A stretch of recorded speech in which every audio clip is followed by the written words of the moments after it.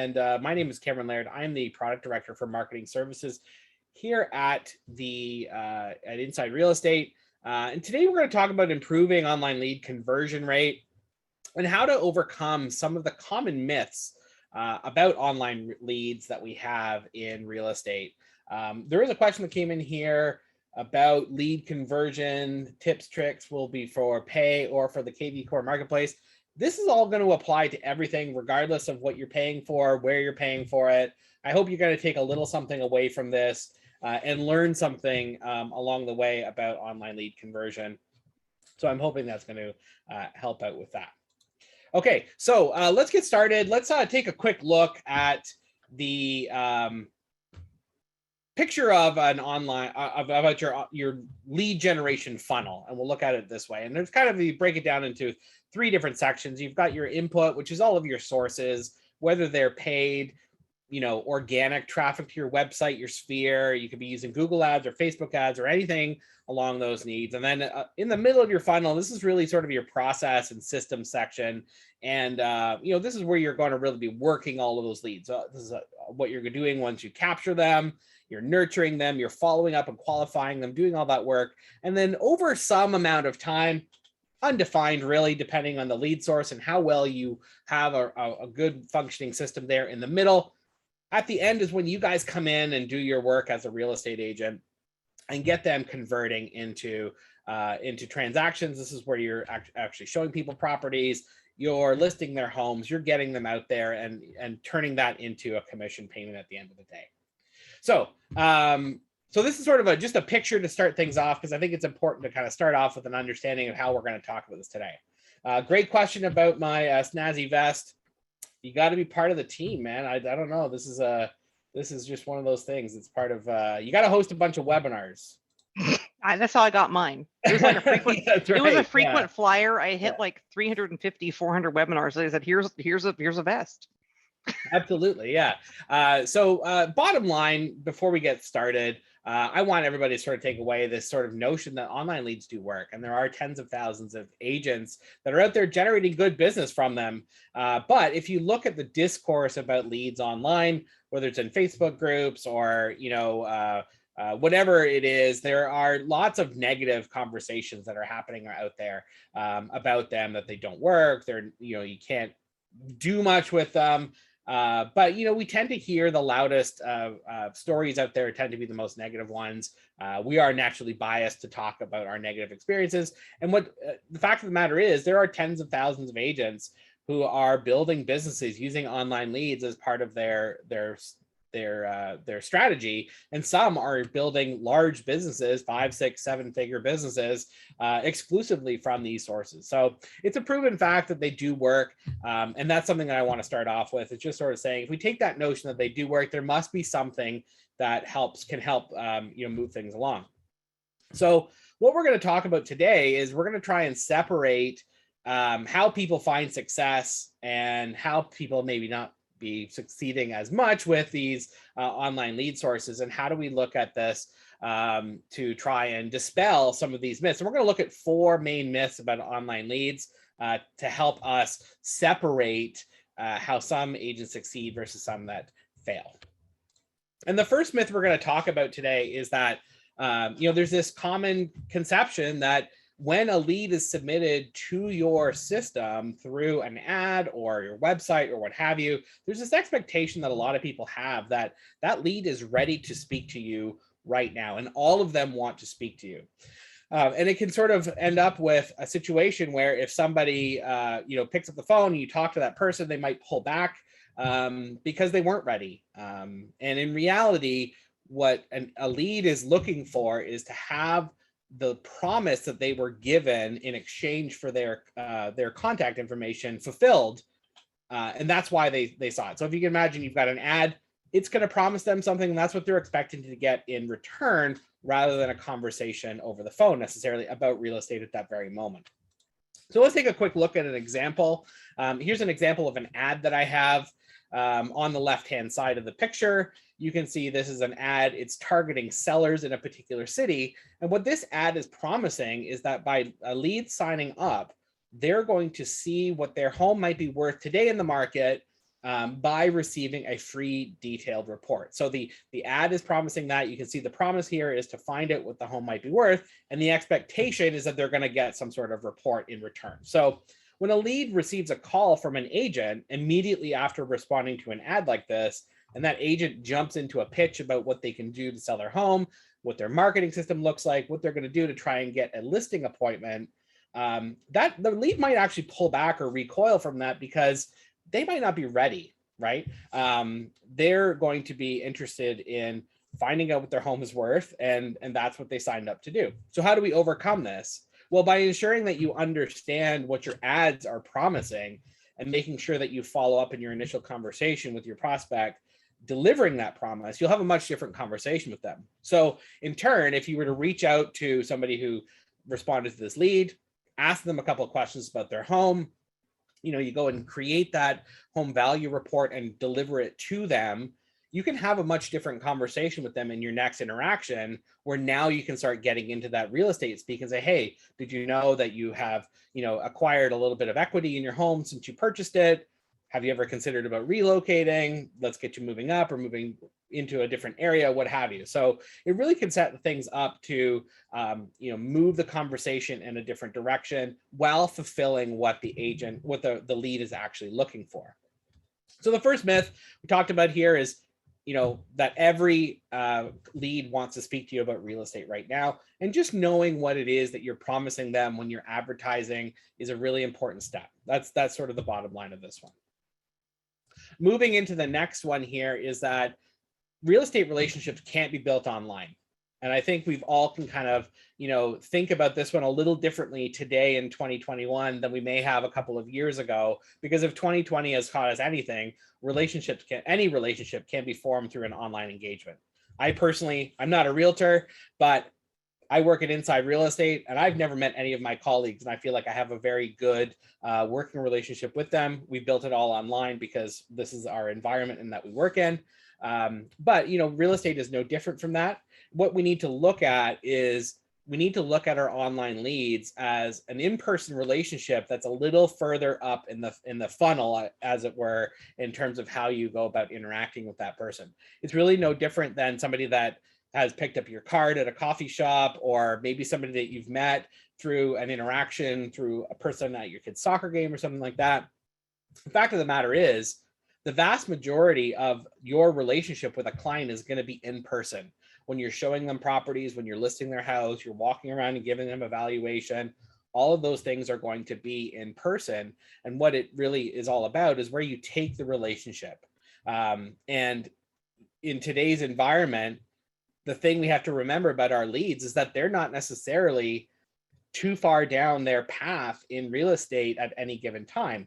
You really have this luxury of being able to dip your toe into the real estate market. You can, look at a property that comes for sale through a property boost, for example, and see what it's all about. And maybe that's your first thought about looking at buying a home or selling your own home. And you really don't have to dive sort of full in to talk to somebody. And this is sort of like luxurious environment for a consumer to be able to sort of dip their toe in without fully committing. So some people aren't going to be quite ready yet, but I think through an online relationship, you absolutely can take them all the way. So, and Cameron, just to add on to that, while you're building these relationships, you can start to organize people within kvCORE.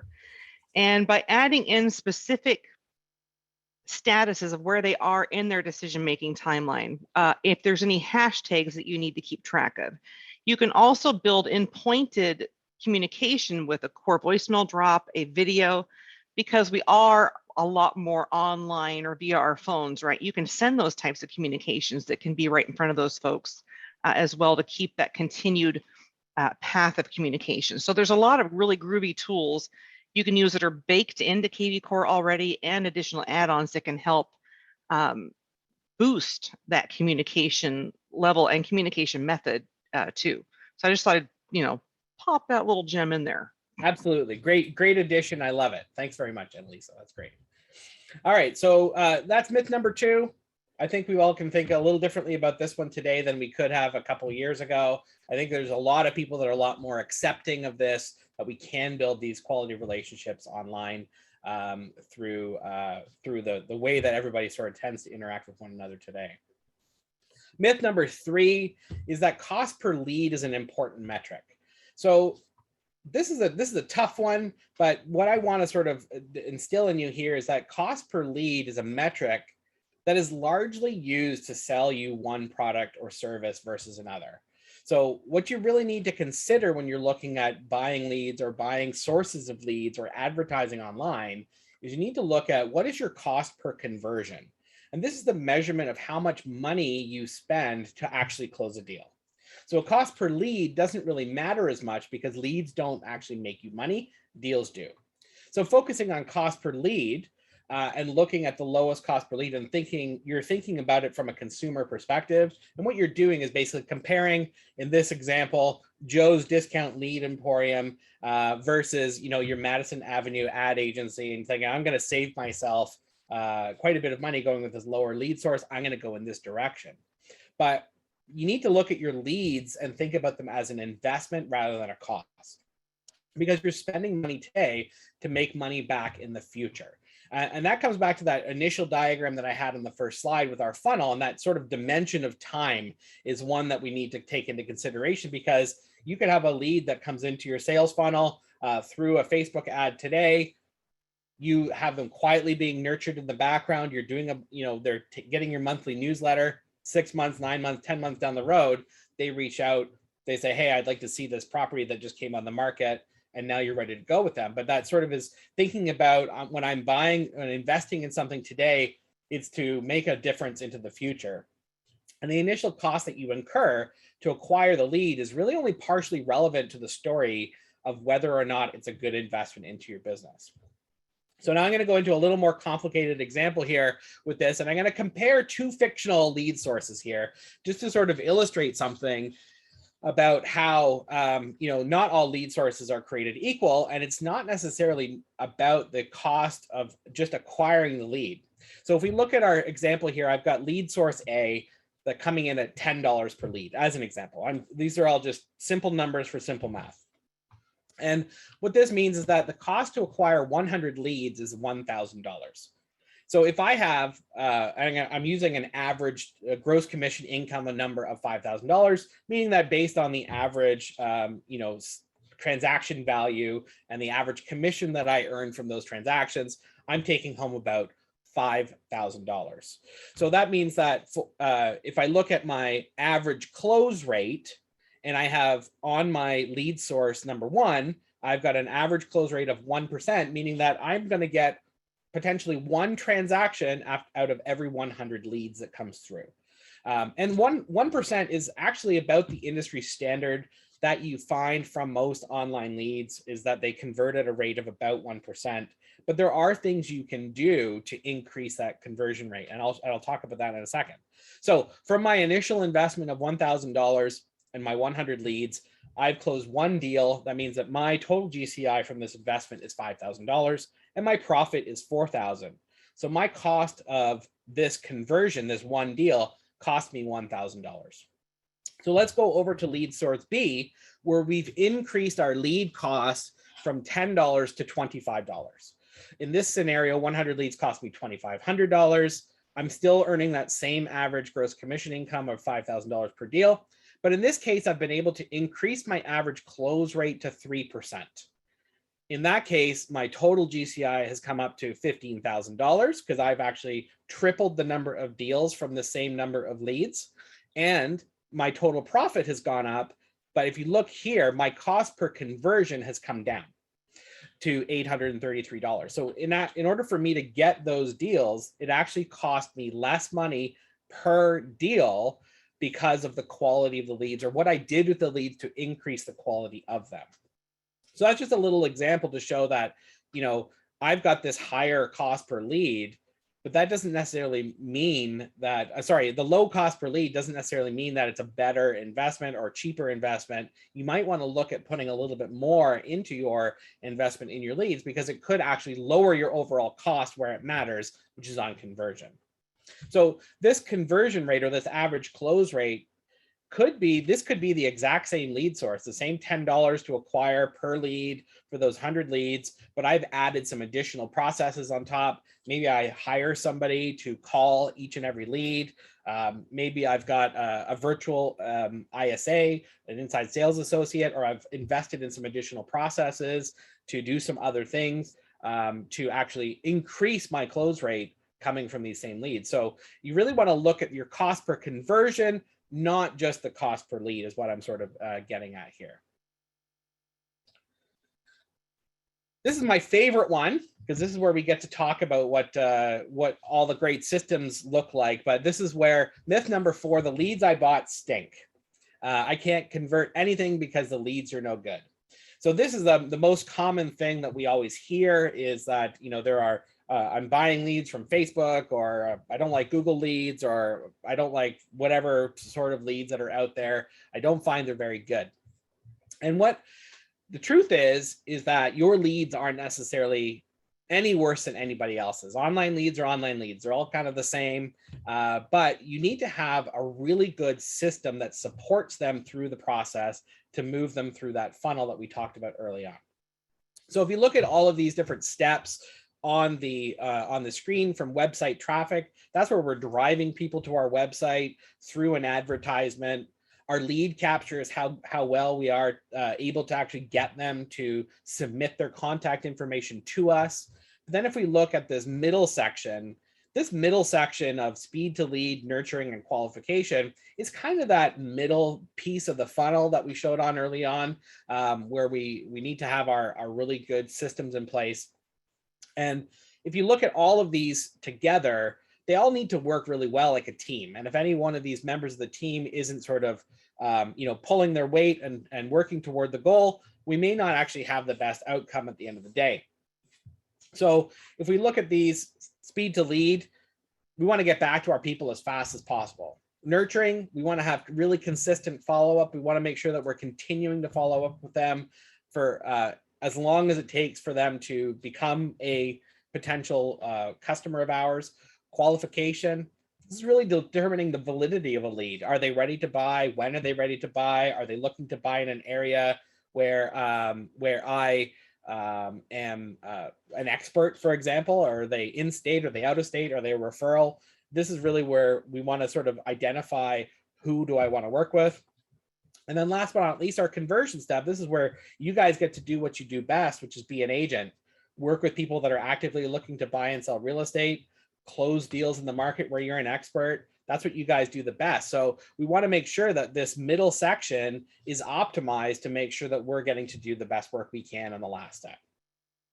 So this whole process can take time. It can take a lot of energy. As we're going to look at on the next slide, it can take a lot of really consistency to get going through this, to try and, mine for the gold that comes out the other end as a conversion. So how do we maximize our leads post capture? So the best way to do this is to look at these 3 different areas. When we talk about speed to lead, we want to respond to leads coming through, especially from online lead sources, within 60 seconds if we can. So if you are getting back to them as quickly as possible, it's really important, because people are flighty. They tend to be gone as soon as they appear. So we want to reach out to them as soon as we possibly can. And studies show that the businesses that get back to a lead first are typically the ones that end up working with them and becoming a service provider for them. So you want to set yourself up as well as being attentive and ready when the lead is, by getting those early conversations going. Nurturing is the next step. So following up often and consistently with our online leads. On average, it can take 8 to 12 days of consistent daily follow-up to coerce a response out of a lead. So we want to make sure we're not only getting back to them quickly, but we're continuing to follow up, continuing to make sure that they've got the information they need, and so that they know you're still listening and waiting to work with them. It's an opportunity as well to continue showing your value that you have to offer to them. And once they've responded and even been qualified, you still want to put them onto a nurturing campaign for a longer term to stay top of mind. On the qualification, this is really the most important step here, which is really to determine who's a potential customer and who's just kicking tires. right? You want to use a scripted approach to find out what they're looking for, get to the bottom of where they want to buy, how much they have to spend, are they working with a lender? All of those things are important to understand in this qualification step, and determine which leads go into a long-term drip campaign. That's kind of the goal here, is you want to work through getting all of the information you need so that you can have a conversation with them and move through that. So how do we go about doing this? Well, we've got some tools that we can use. On the left-hand side here, there's a number of things you can do in kvCORE to automate some of the things that we just talked about. A really, really simple thing you can do with kvCORE is you can set up an automated text or email that on lead creation, as soon as you get a lead within that 1 minute time frame, you can be automatically sending out that first, hey, I see you clicked on my ad. Did you get all the information you're looking for? Can I help you in any other way? Making sure you're delivering on that first promise by understanding and having a meaningful response going back to them that's targeted from the ad to reach out to them and deliver on what you promise. The next thing in terms of nurturing, kvCORE is loaded with great examples of drip campaigns you can use to get started. You can take those, you can put them into your own language, you can add your own, your own flair on them and add your own content in them. But there's some really great things you can do in kvCORE, and there's lots of great videos you can watch to learn how to use this more effectively and get started with using drip campaigns. As well as automated property alerts is another great way to stay on top of people and make sure that they're seeing the value that's tied to what they're doing. And then for your qualification, you want to sort of build those campaigns to be scripted, right? You want to have an approach that leads to understanding where a lead is in the process, asking those questions and getting that information from them. On the right-hand side, we have an add-on that you can use as well called CORE Concierge that we're going to dive into in a couple minutes, which will help with a lot of this, and primarily with the responses and the speed. The nice thing about using CORE Concierge is that we are responding typically within 30 seconds that first message is going out to a lead. On the nurturing, this is where you start to see the difference between doing it yourself and using a service like CORE Concierge, because with nurturing, you're getting a really persistent response. They're friendly, they're consistent, they're automatic, and they will actually engage with the person when they start responding, because there's a real person there as well. So the message is going out, and if the person responds initially to your first message after 30 seconds and asks a whole bunch of questions, or somebody is actually going to help to try and answer those and guide them through the rest of the process. The next most important part of CORE Concierge is the qualification. So we've got tested and proven scripts that are built in here that are built to elicit responses and get through understanding where a lead is in the process, capturing information about the leads automatically. And also you'll get really great summaries posted into kvCORE as a nice concise summary, so you can see exactly what conversation the concierge system had with your leads as they come through. So what we're going to talk about CORE Concierge now, because it sort of helps us with this final step of improving our processes. And what it's really trying to do is separate those qualified from the unqualified leads and get them into kvCORE. So CORE Concierge, we call it human-powered AI follow-up, because that's what it is. The initial responses are going to be coming out in an automated fashion using a computer system, but there is a person that driving it in behind and making sure that the rest of the script has gone through and answered, and getting all of the information out of the lead that they possibly can have. So when a new lead is generated, Concierge responds in 60 seconds or less. On average, they're going out in about 30 seconds with a text message. And after that initial outreach, they will consistently follow up to elicit that response and get through it. Once the lead engages, you're going to have all of these qualifying questions coming at them in a nice conversational way, using that tried and tested script to get to the bottom of who we're talking to, what it is they're looking for, and where are they going. And then once the lead is qualified, it'll be hashtagged in kvCORE, making it really easy for you to sort them out and find them. And then once also that's completed, you're going to get that really beautiful summary put into kvCORE. I'm going to share an example. I hope it comes across on the screen okay, because it is a little small. But here's an example where I've got a lead that comes in and we get the first response going out, on you know, at 3:26 p.m. Then we get a follow-up happening at 4:50.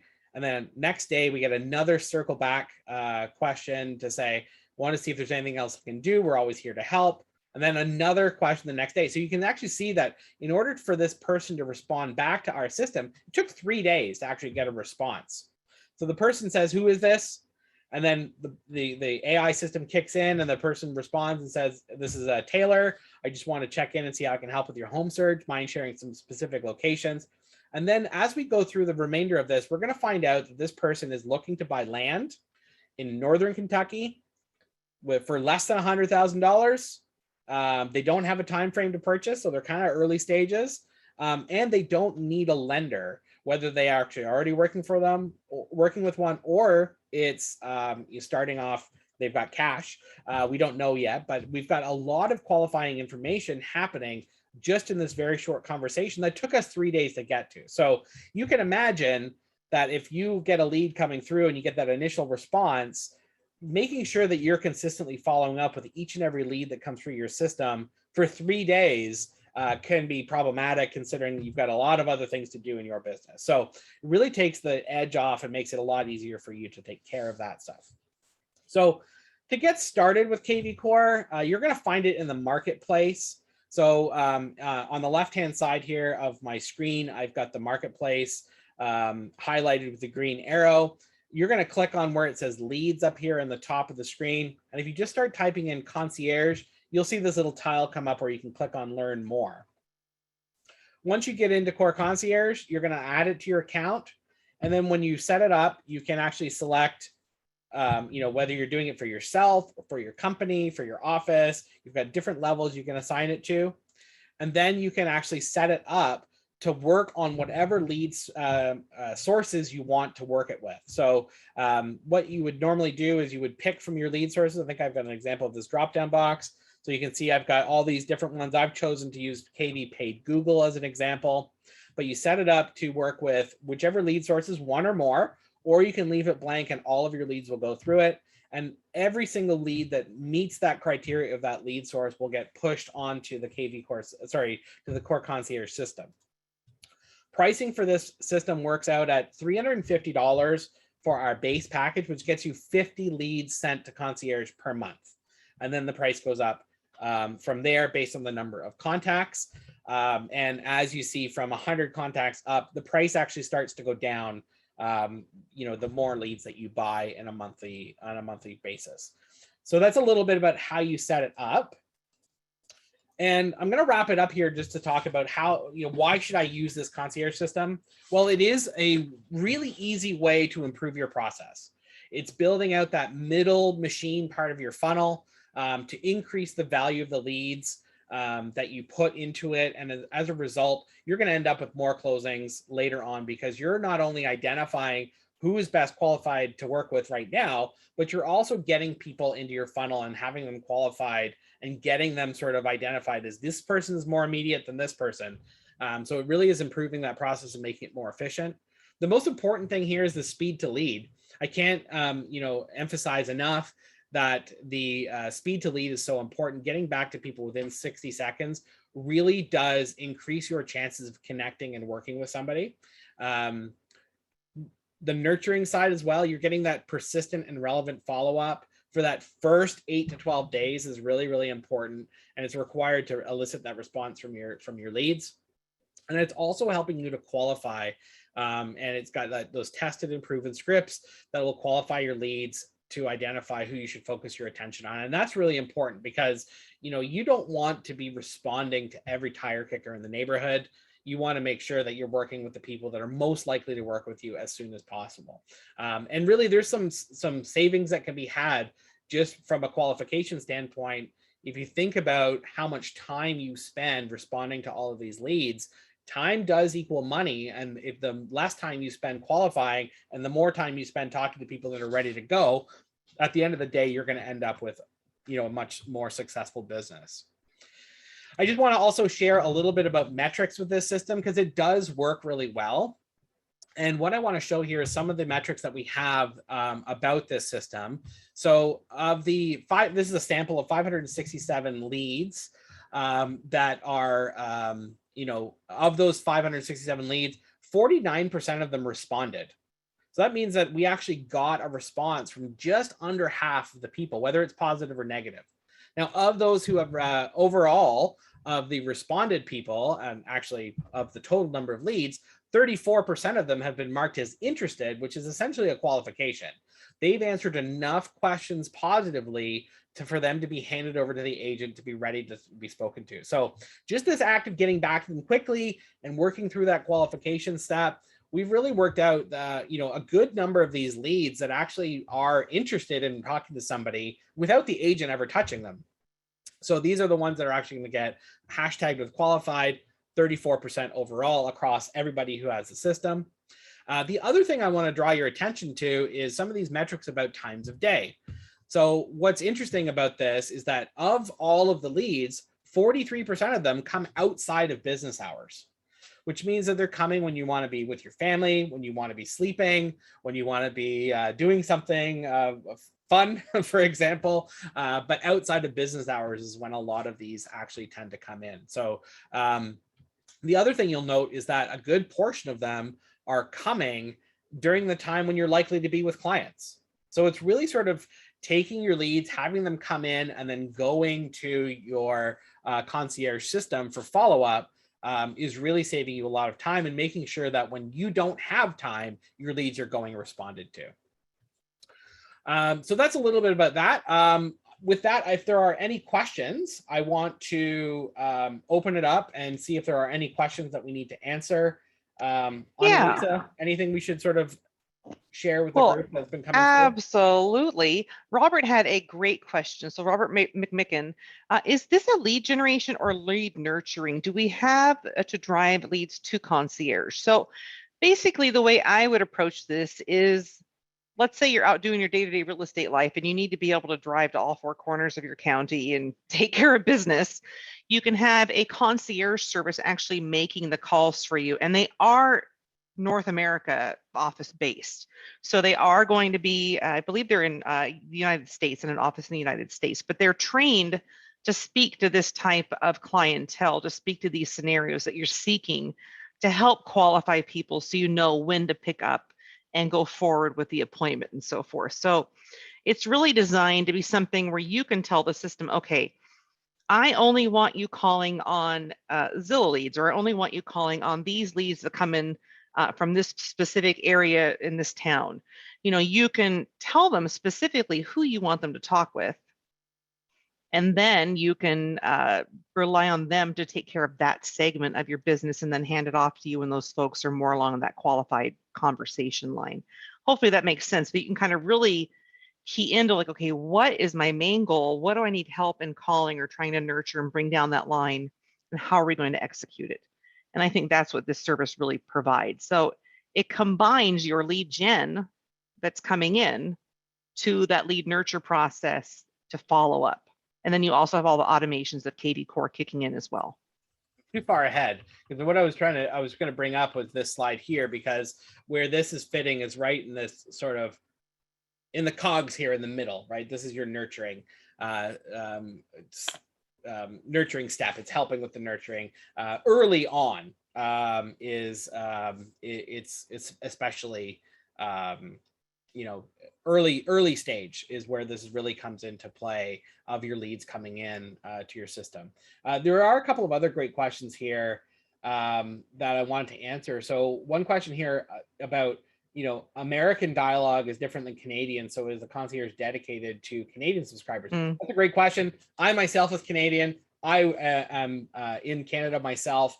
And yes, there are very big differences in the way that real estate works in Canada versus the way it works in the US. What I can tell you, though, is the way that the dialogue works for these scripts is it's kind of outside of the main differences of the markets between the US and Canada. So I would personally, as I read through the conversations and I read through the scripts, it makes as much sense to me as a Canadian as it does to an American, because we're really trying to get to questions like, where are you looking? What kind of features are you looking for in a home? What are you looking to spend? Are you working with a lender? These are all things that kind of work, universally across both places. So I hope that answers your question. But I find that the conversations are generic enough that they work in both the U.S. and Canada. Yeah. Yes, absolutely. So that was a great question. And I've actually spoken with a lot of folks in both countries, both the US and Canada, who have chosen to use this and done so successfully. And I haven't really heard any feedback on that per se. So I can't say that I've heard much about that being an issue. But it's a good question to ask and be sure of. That's for darn sure. Absolutely. Yeah. And then Silvana is saying, hey, will this service follow up on your old leads in your database, only new ones? Basically, you can tell it, I only want you following up on these sources or this hashtag bucket. So you can be very exact in how you plan to use this resource in their follow-up every day. So you can just get groupings of contacts and say, this month, our focus is these people, or maybe it's quarterly, you switch it around quarterly, but you can actually create a path and goal for what you want your folks to be covering. Yeah, with Concierge, the great thing and the way that it's integrated into kvCORE, is that there's actually a button. Once you subscribe to it, there'll be a button that says send to Concierge. So if you have a lead that's come in that's outside of, say you have a Google good point. campaign, right? And you get 25 leads coming in from your Google campaign, and you want to use up the remainder of your leads, you absolutely can push the send to Concierge button. Yeah, one by one, sure. Send it over if you want to. What I would tell you is that with older leads, though, the conversion rate is lower because the moment has passed for that initial kind of like qualification conversation, but it is not a bad thing. And even like new leads that come in from a different source, like, say you set it up to work with your Google pay-per-click campaign, and any leads that come in are there, and somebody comes through and just happens to submit a lead on your website outside of that, and you don't have time to reach out to them, you can hit that button to send a Concierge, let them work that lead. You can send whatever leads you want to manually. And if you're watching through your kvCORE database and you see a lead that you want to jump in, you can hit the stop button and take over at that point as well. So it really gives you a lot of control as well to work the leads on your own. Yeah, that's an excellent point. And I love that you can just do onesie twosies if you need to, like, if you're looking at the end of the month and it says you still have X amount left to work, then you can just throw some people into that and make sure you're getting your dollars, working for you there. Right. There was another great question. So when a text goes out from the concierges, it looks like the text is coming from the actual agent. No, it doesn't.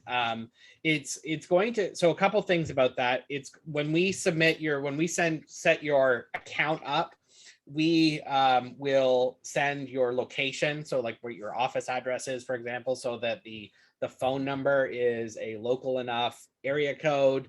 And in the initial conversation, the text message that goes to the lead first is always going to say, hi, this is Taylor, and I'm working with Cameron Laird at Joseph Macy Realty.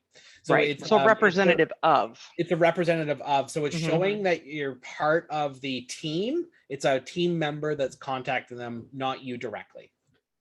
Yep. And then also with the service, is there a trial period? If you sign up, is there a X amount of a term to sign up for, and then it goes month to month, or how does that work?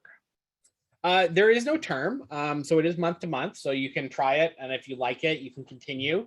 Unlike with our advertising programs that require, a 3-month commitment, this that doesn't have a commitment, so you can try it and see if you like it. And I guess, yeah. I mean, my rule of thumb is like, give it with anything that you're going to be adding. I always say, give it a quarter, give it 3 months, because you need to allow momentum to build. And I also think like you might be looking at, 350, what? You might be looking at, but when you figure out, if you had to hire someone and then have that payroll coming out, and then also figure out your hourly, wage that you'd be paying, which really serves you better. Like this, you have someone who's already trained to do it, and they have all of the information there to send out, versus spending your time training someone up and then having the hourly and payroll and all that good stuff. So, I mean, you can kind of think about how that cost and that time cost balances out as well when you're looking at that budget. Absolutely. And the way that I always sort of think about it is that if you're going to hire somebody, I'm not sure what minimum wage is across the US, but, even if you're hiring someone at minimum wage, you're paying them. I think here in Ontario, where I live, it's 15 something an hour is minimum wage. Yeah, we're moving to 15 here. And you got to fill somebody's day with something to get value out of them if they're so with this it's nice because it's it's a per contact kind of deal. It is somebody who's already trained and ready to go. Great point, Annalisa. And these people are dedicated to only following up on real estate leads. They don't do anything else. It's their profession. It's their profession, and it sort of gives you that reach that that you otherwise would get, that you wouldn't get otherwise. Not without ramping up. Yeah, with no ramp up. Exactly. Yeah, exactly. So you're going to know that on your first, on your first one, the first one that goes through, the conversation is happening correctly. Yep. It may not qualify on the first one, but hey, on the first lead that goes to them, that at least the conversation is happening intelligently. And, our partner that we're working with on this system, there are thousands of agents that have been using them, all over the US and Canada, and very successfully. So it is a really nice complement to a well-rounded lead generation system. Once you get to a point where, oh my gosh, if you've got 50 leads coming in every single month, that's a lot of leads to be handling. And it's a lot of, oh my gosh, my phone just buzzed. I got a new lead. I got to reach out to them. I'm in the middle of a conversation with a client that I'm already showing houses to. I kind of like to equate it to picking money up off the floor a little bit, because you're finding the change in the couch cushions, because while you're out doing something that's generating value for your business today, you're getting the pump primed for the future. Excellent point. Now I need to jump in just a couple of minutes here, but I did want to talk to a couple of things. There's been some questions like, okay, what can we do to bring the leads in? Like, what do we do to bring them here so there is a concierge to work it? So what I would always recommend is jumping in and looking at your Facebook AI advertising or your Facebook buyer leads. Those are very solid programs. Keeping in mind that Facebook is a different animal than Google leads. Your Facebook is generally more quantity over per se quality, because there are people that are looking, they're kind of kicking the tires or just getting started in their decision-making process. So you have more nurturing and relationship building typically with Facebook, but I know the buyer lead program we have is different than the AI buyers. And I can spend some time on that, actually, Annalisa. Yeah. I can spend some time there. And I also wanted just to point out that there's all sorts of opportunities in here for your follow-up too. So if you choose specific zip codes or AI targeting or Google targeting, you can create campaigns, because somebody also asked, well, what do we do about campaigns? You can create specific campaigns to speak to specific communications. And it's really great. You asked that question today. Where'd they go? Rebecca, I think. She asked the question about leads, and somebody else did as well. And then somebody had asked about something else, and now I've lost it. But anyway, I am doing a course in 12 minutes all about creating communication-based campaigns. So if they only register with a text number, can we respond to them with a text-only campaign? If they only have email, can we do that? So I'm going to show you how to create those. And you can join those via your training calendar at the top right of your dashboard. So I've got to jump and prep for that. So now I'm going to double dog all of you to jump off this when Cameron's done and join me to learn and have some fun. So catch you later. Awesome. Thank you so much. Okay, Bye. I'm going to go through some additional questions that are still left outstanding here. I want to make sure I get them answered. So there's a question here. Can you continue to add within the 30 days if you don't have 50 leads? Absolutely. So if you buy the 50 lead package and you're sitting at 30 on day 20 or something like that, absolutely. You can use that manual button to add more leads in there, or if you buy a new lead source, you go in and configure concierge, you can continue to add them. So that's great. We even offer the option with concierge. I'll just sort of quickly log in there that if you feel like you're going to exceed it, for example, so this is my configuration for CORE Concierge. The way I have it set up, all leads are going to go there, but I can choose it whatever lead source I want. But we also have this option here to allow overages. So it will give you the ability to, if I feel like I'm going to go, I really like the system and I'm going to go over 50 this month, I can click on this button and it'll turn overages on, meaning anything above and beyond the 50 will continue to be sent, and I'll just pay per contact for any leads over and above that amount. The other thing is that if you do choose to cancel, you have also the ability to roll that cancellation back, because for me, if I was to cancel, I would have already canceled because my billing date has passed, but you've got until the next billing date to continue. So when you cancel, you've got however much time is left in your month. It's sort of paid up front, and then you've got whatever time is left. You can also go back and revert that cancellation if you regret it and want to continue on. So that's that. The other, let's see, what other questions we got here. Is there any alternative to sending emails every week while most of them land in people's junk or promotion inboxes? So you really got to try and break out of that, break through the junk. We've got, unless somebody is actually flagging them as junk, yes, we do a pretty good job of whitelisting and making sure that you're not going to be flagged as spam the way that we've got the email set up and that kind of stuff. But you really got to make sure that you break through, and your content is what's going to help you break through the junk or promotional inboxes, so to speak. So using things like video, trying to get some personalization into your emails is going to go a long way to make sure you break through that.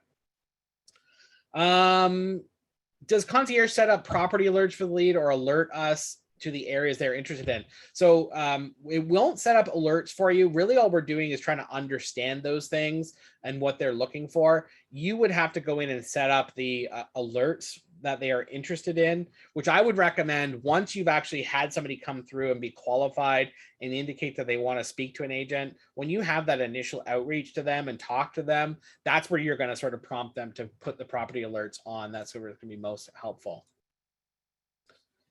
So next question here is, once you've contacted the prospect and established that it's a valid lead, do you connect right away with a live call? No, we don't do that. We did have that previously, but it was not really you didn't get to as many warm handoffs as you would have thought you would. Most people want to talk through kind of like a loose appointment, like, can we get back, could we schedule a call later this week, or, get you in touch with somebody tomorrow or later today, etc. So we don't actually want to establish the warm handoff like a live call. We actually had a lot of agents that were actually even frustrated with that, because the live call could come through anytime. It's you never know when it's going to happen. You could be in the middle of a showing, a listing appointment, whatever it is, and then the live call comes through and you miss it. So it's much better that you try to work with that handoff yourself. Question here: do we see the back and forth communication between the lead and the concierge? Absolutely. Every message that concierge sends and every response that is received will show up as notes on the record in kvCORE. So every little piece of conversation back and forth shows up there. And once the lead is qualified, you will end up with a full summary of the conversation as a note in kvCORE. If a client doesn't speak English, is there anybody following up with them in other languages like French? You're in Quebec. Unfortunately, no. They don't support French conversations, but what they do have is kind of like some canned responses that will be in French that'll say, sorry, I don't speak French, but I'll get somebody on the line for you that's willing to speak to you, kind of thing. And then that will kind of be a qualification and handoff at that point. But if there is no French language or Spanish for that matter on the concierge team. How are leads tracked? We get 50 follow-ups per month on the basic package, and concierge is following up on 15 and 20 and become disqualified as how does concierge update and add? So the service that you're paying for is for the follow-up and the nurturing. So they are, no matter what the outcome is, you're paying them to take on the follow-up. So that's really what the service is for there. So there won't be any additional leads to make up the balance. If you send 20, sorry, you send 50 and 20 of them are bad, because they have phony phone numbers or email addresses or whatever, that still is a contact. It counts. 50 is 50 regardless of the outcome.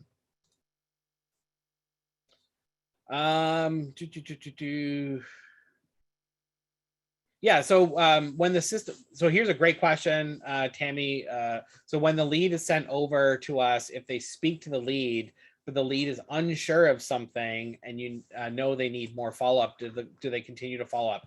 Yes, they will. So there's kind of like some key questions we're looking to answer, and if they answer specifically any of those positively, then then they will qualify the lead and send it through. So even if there's a question they're not sure of, like, oh, I'm not sure what my budget is, but I know where I'm looking and when I want to buy, that's a really good indicator that they're a good lead, and they will send that over as qualified.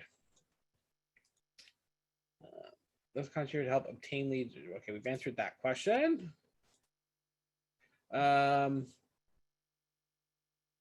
leads I need help with the most are requests for cash offers. Will this work with them? Yeah, they will.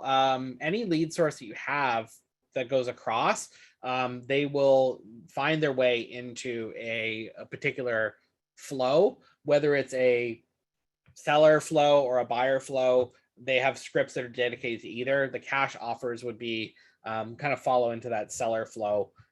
So yes, they would be able to follow up with those. And if you have specific needs, you can reach out to us through support, and we can work to amend the scripts and get them kind of customized if there's a specific need that we're not addressing. Okay, question here. So do the texts come from bots or from actual people? The quick answer to that is both. The initial responses will go out automatically from a bot. So they're always going to be the same message. Hi, this is Taylor working with Cameron Laird. Did you get all the information from the listing? That's the initial question will go out from a bot, but then there are actually people driving the rest of the conversation. So once the lead engages and says, no, actually, I have a question about this listing, that's when the people kick over and start working with them. But the initial text is a bot. After that, they go into a flow where it's individuals that are actually answering the questions.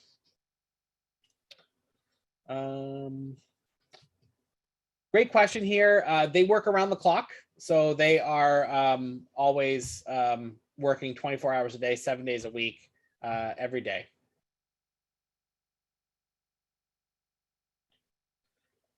Okay, well, that puts us just at about the top of the hour. I apologize if we didn't get to all of your questions, but if you have any additional questions, the support team is fantastic.